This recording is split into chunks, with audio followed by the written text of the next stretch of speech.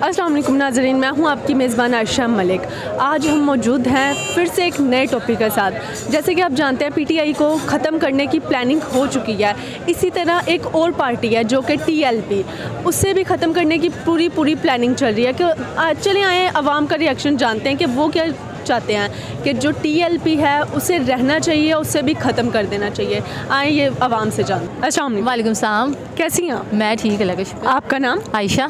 ओ वाह, आयशा। अच्छा आयशा, सवाल पे आते हैं। सवाल आज का हमारा ये है कि जैसे कि आपको पता है टीएलपी है जो हमारी पाकिस्तान की एक टीम मतलब पार्टी है, तो उससे ख़त्म करने की साजिशें चल रही हैं। तो आपको क्या लगता है कि ठीक है कि नहीं? नहीं, बिल्कुल भी ठीक नहीं है। देखें, सारी अक़लियतों को ना बराबर हकूक़ हासिल है। ठीक है, आप एक चलें आपसे कोई उनसे मिस्टेक हो गई है, ठीक है, वो एक अलग चीज़ है। उसकी बुनियाद पर ये रख के नहीं उनको हकूक़ से ही आप बिल्कुल फारिग कर दें कि उनको किसी चीज़ में ऐड होने का हकूक़ नहीं है, और उसको बेस बना के आप उनको निकाल ही दें, बिल्कुल इक़्तिदार में हिस्सा लेने से ही निकाल दें। तो मेरा फॉर माई ओपिनियन ऐसा नहीं करना चाहिए। सबको अपना अपना हक़ हासिल है।